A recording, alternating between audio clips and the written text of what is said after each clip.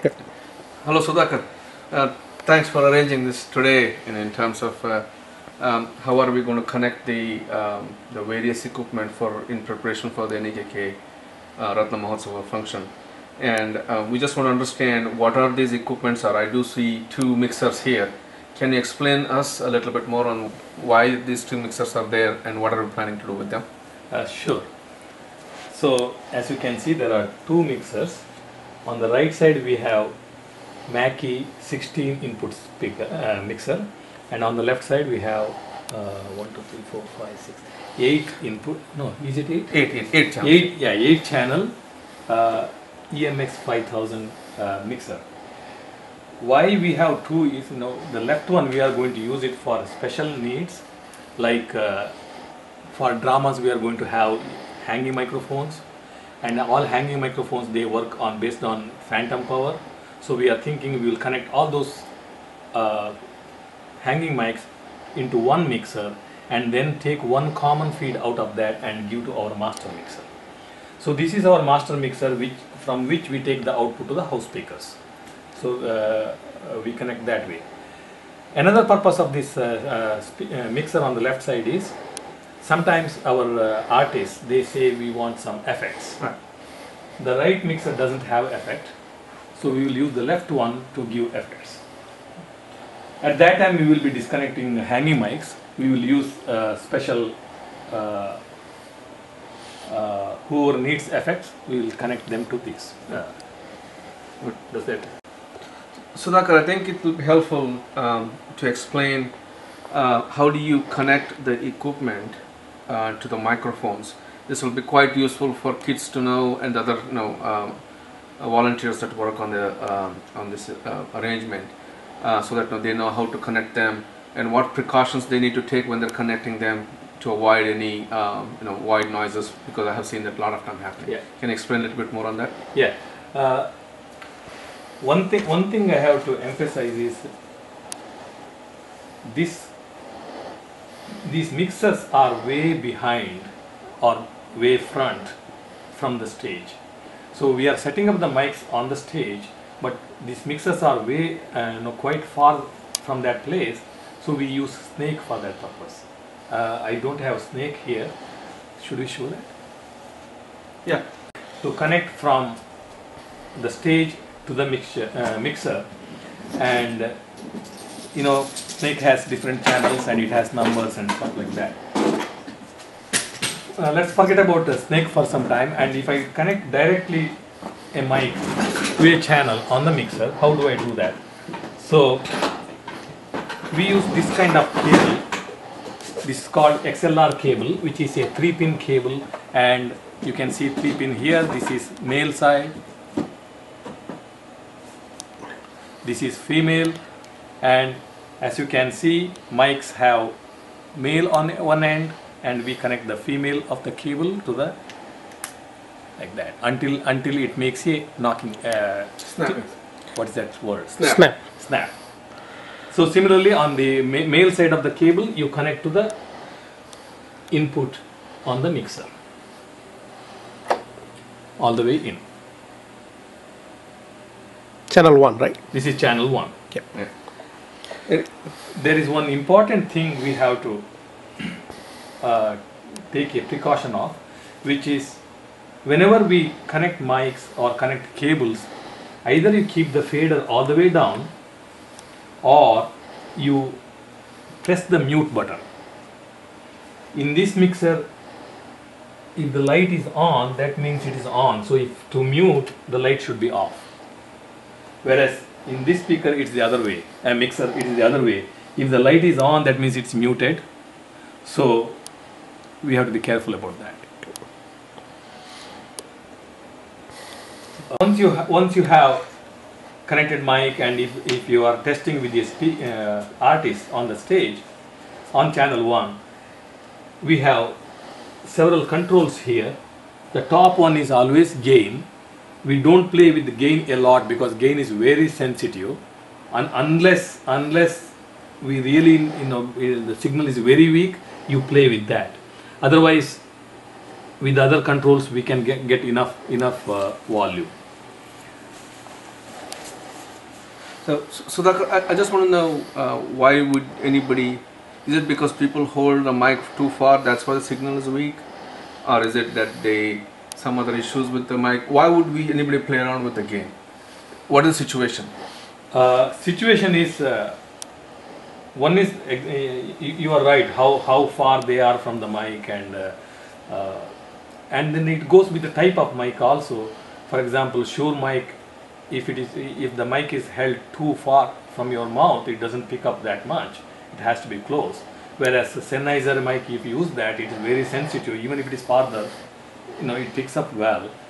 But it picks up so much other things, right. So you'll get more noise also. So Okay. one has to be careful.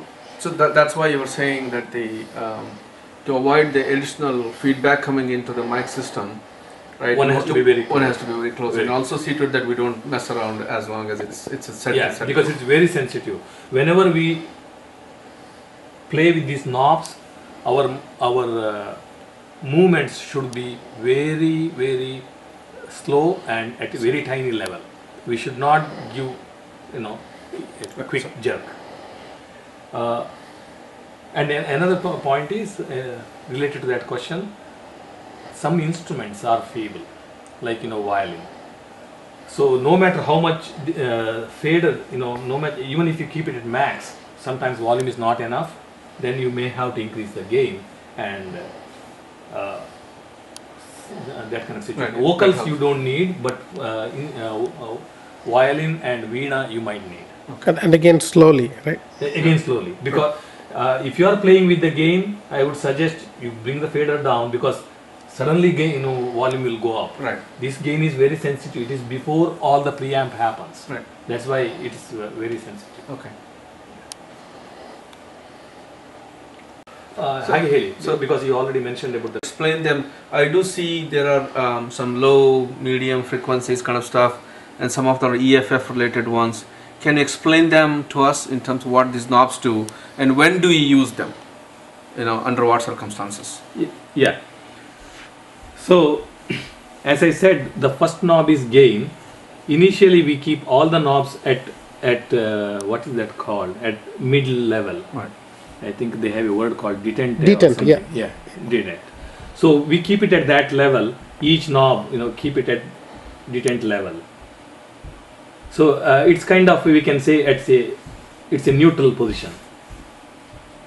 Right. Okay. Yep. Now, say we are good with the gain. We keep the fader at the unit level. This line, I think the bold line is at unit level, and if you are happy with the gain, then we will leave it there. Afterwards, we can play with the frequencies. Some artists say that give me more treble. When they say treble, they are talking about high frequency. So this is the top one is high frequency knob. That means they want a little bit more. So give one notch, Right. and increase that, and keep looking at the artist, and will say, okay, good, more, bring down, things like that. So if they say that was too much, then go back a little bit, but always do one notch at a time. On the other hand, if you go to percussion instruments like tabla or mridangam, they say give me more bass. They always ask for bass, and bass is low frequency, and that is the lowermost. Right here, I think. No, this one. This has only 3. So the low is for this one. Yeah. I Yeah. think so. Right. So this is bass. So you play with this. If they want more bass, you increase it to the right. If they want less bass, you decrease to the left. Then mid frequencies, generally they don't ask, but you can play with that also. Mid is between treble and bass. So sometimes if you are playing with bass, you can play with this second mid. If you are playing with treble, you can play with this the next to it. Okay. So we have similar knobs in this mixer also. Right. Same thing, the first one is gain, then 4 knobs to control the frequencies. So if I ask you a question, if you take tabla, right? They say that treble goes with the actual sharp instruments. sharp Like instrument. violin needs treble, right. tabla needs bass. Bass, okay. Yeah. So tabla means that the dagga that goes on the side requires the bass. Yeah. Right? The sound comes. Sound. It is a low frequency, Right. so they need bass for that. Correct. And the other ones, when they use the other tabla, the smaller one, I think that requires a little treble because there's a tongue sound all the time. Correct. But generally for tabla they use only one mic, Okay. which will be at the center of two Right. tablas. So when they say bass, they are referring to the bass for the left. Okay. Unless we have individual mics. Individual. Okay. Yeah. Okay. In a big concert, probably they will have individual mics for both this one. Okay. At that time, probably whatever goes on the what's the dagga part, Dagga part, yeah. that will be having more of bass, Okay. and tabla part will have more of trip. Very good. Okay. Talking about snake, so here is that snake that we are talking about. So snake has a head. This head will be on the stage where we are going to connect the mics to, and this snake is about 100 feet length, so its other end is here. This other end we connect to the mixer like this here. So we go with the numbers. These are all numbered 1 through 16. We have 16 channel in this. So and the numbers are on the head also. So when we say we are talking about 1, and if you connect 1 to channel 1 here, so we will get throughout channel 1. On the stage, whoever operates on the stage, he will use one mic cable like this, and connects to this channel 1 and connects to mic, and that is what is available on the stage. On the head there. Let me demonstrate. I'm this end. I'm connecting number one to channel 1 here. So that means on the stage, if you want to use channel 1 on the box, whoever is operating there has to connect to number 1 there. So Sangana is going to show that now.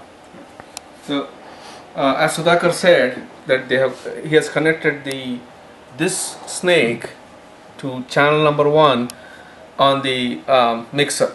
So here is an artist would like to start singing, or maybe about to start singing, and would like to connect them to channel 1, so Sudhakar can control the